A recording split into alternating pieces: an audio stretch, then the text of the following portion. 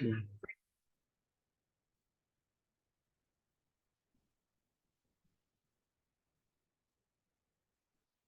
malam, Profesor dan teman-teman. Saya Octavianus Ledenono akan memulai mempresentasikan hasil PowerPoint yang sudah saya kerjakan dengan topik keanekaragaman ekosistem. Untuk mempersingkat waktu, saya mulai saja dari slide yang pertama. Kehidupan di permukaan bumi dimulai dari laut dalam sampai beberapa kilometer di atas permukaan tanah. Nah, para ahli ekologi menyebut bagian bumi yang dihuni oleh makhluk hidup sebagian biosfer. Nah, biosfer yang merupakan sistem yang sangat kompleks dan sangat sulit dipelajari. Jadi untuk membuka spesies dalam biosfer ini, ahli ekologi membagi biosfer menjadi unit yang paling terkecil agar lebih mudah dipelajari, yaitu ekosistem.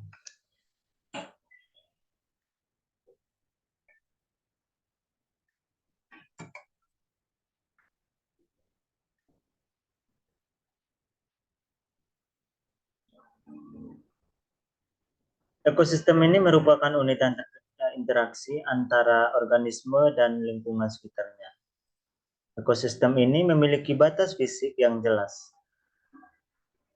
Misalnya batas fisik ekosistem Subak adalah kawasan yang ditumbuhi pohon sehingga tidak ada lagi lahan sawah.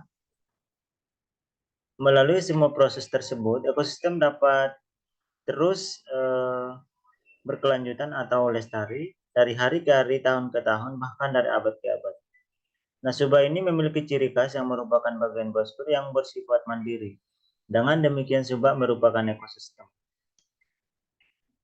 Kemudian pada slide yang ketiga, ekosistem juga bisa berukuran besar dan kompleks seperti hutan atau danau. Nah, sebaliknya ekosistem juga ini dapat berukuran kecil dan sederhana seperti kebun dan kolam. Di dalam sebuah ekosistem ini yang besar pula terdapat ekosistem lain yang lebih kecil. Pada kawasan pegunungan di sekitar Gunung Batu Karu dan Gunung Batur, terdapat ekosistem hutan hujan tropis. Nah, hutan ini memiliki keanekaragaman spesies tanaman yang tinggi dengan tajuk bertingkat mulai tumbuhan pohon yang menjulang tinggi ke angkasa. Kemudian ciri lain dari hutan tropis ini adalah didominasi oleh tumbuhan berdaun lebar dan menghijau sepanjang tahun. Seperti mangga, bahasa ilmiahnya Mangifera indica, dan cempaka, Michelia cempaka, yang merupakan contoh tumbuhan berdaun lebar. Sebagian besar tanaman hutan jenis ini menggugurkan daunnya pada musim gugur dan musim dingin. Nah, kemudian pada awal musim semi, daun tanaman tumbuhan berwarna-warni membentuk panorama yang sangat indah. Nah, pada slide berikutnya, ciri lain dari hutan hujan tropis ini adalah didominasi oleh tumbuhan berdaun lebar dan menghijau sepanjang tahun. Mohon maaf, ini karena ada kesalahan di sini, slide-nya bertambah satu atau mengulang. Kemudian pada slide yang kedua, yang berikut ini, menurut Undang-Undang tentang Konservasi Sumber Daya Alam dan Ekosistemnya pada tahun 1990, ekosistem di pegunungan dapat digolongkan sebagai suaka alam dan cagar alam. Nah, menurut undang-undang yang dimaksud suaka alam ini adalah kawasan dengan ciri khas tertentu baik di darat maupun di perairan yang mempunyai fungsi pokok sebagai kawasan pengawetan karena keragaman tumbuhan, satwa, dan ekosistem, yang juga berfungsi sebagai wilayah sistem penyangga kehidupan. Kemudian sedangkan cagar alam merupakan kawasan suaka alam yang karena keadaan alam mempunyai kekhasan tumbuhan, satwa, dan ekosistem yang perlu dilindungi dan perkembangan kawasan itu berlangsung secara alami. Kemudian beberapa istilah penting Ada yang saya garis merah ini dalam kedua definisi di atas, yaitu sistem penyangga kehidupan, kekerasan tumbuhan, satwa, dan ekosistem. Sistem penyangga kehidupan ini yang merupakan sistem atau proses mutlak agar kehidupan di permukaan di bumi ini tetap berkelanjutan. Kemudian Pulau Bali juga merupakan yang mempunyai keanekaragaman ekosistem danau. Di pulau ini juga terdapat 4 buah danau. Yang pertama ada Danau Batur, yang kedua yang terdapat di Kabupaten Bangli. Yang kedua ada Danau Buyam dan Danau Tembelang yang terdapat di Kabupaten Buleleng, dan Danau Beratan yang terdapat di Kabupaten Tabanan.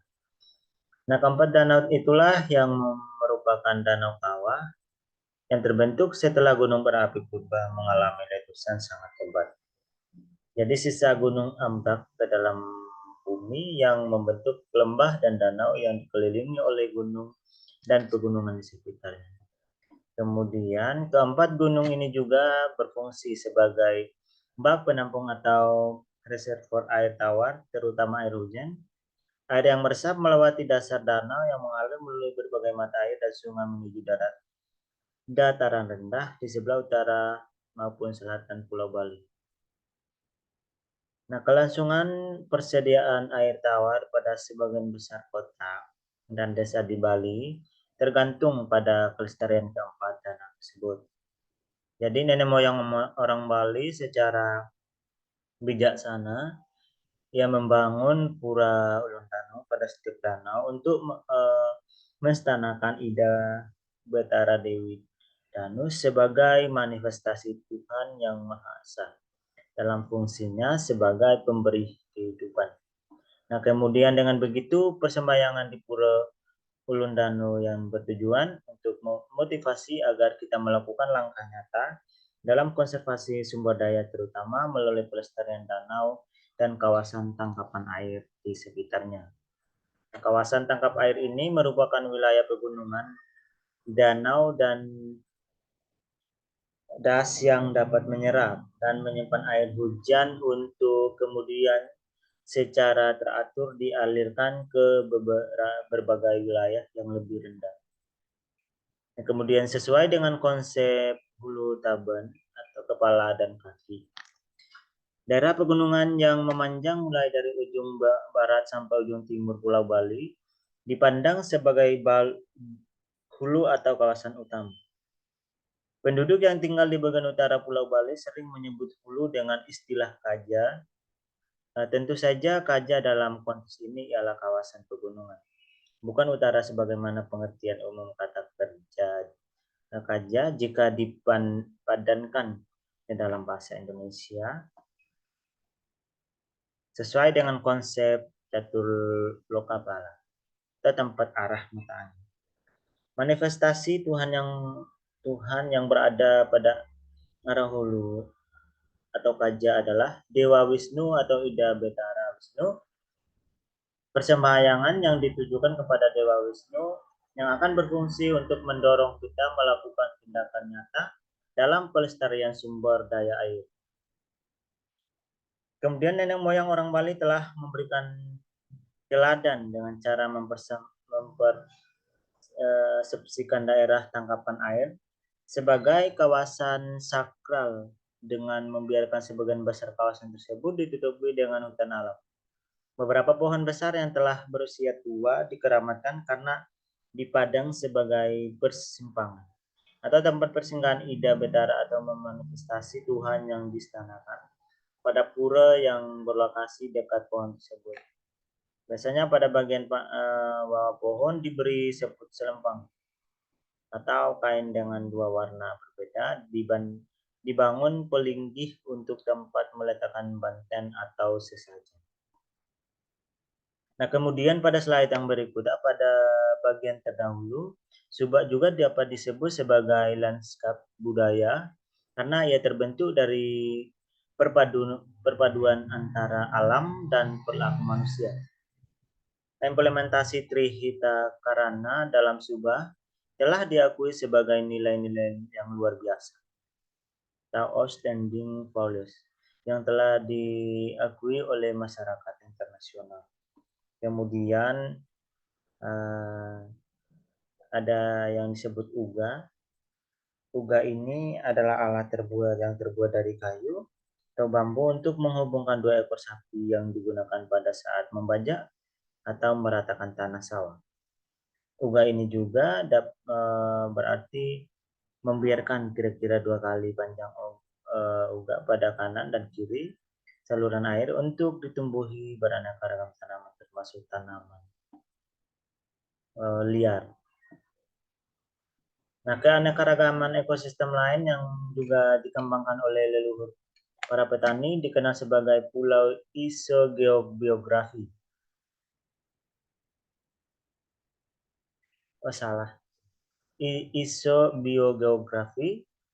Istilah isobiogeografi ini mengacu pada kawasan yang secara uh, geologi dan biologi berbeda atau terisolasi dengan kawasan luas yang ada di sekitarnya. Nah, kemudian pulau isobiogeografi ini mempunyai manfaat ekologi, ekonomi, dan sosial.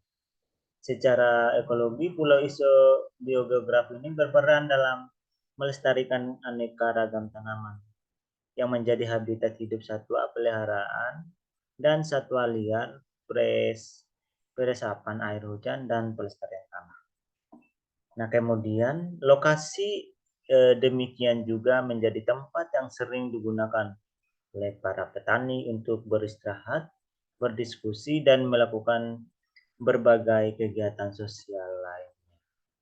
Mungkin sekian yang dapat saya presentasikan. Mohon maaf jika ada kesalahan penyampaian kata, mohon dimaafkan. Terima kasih.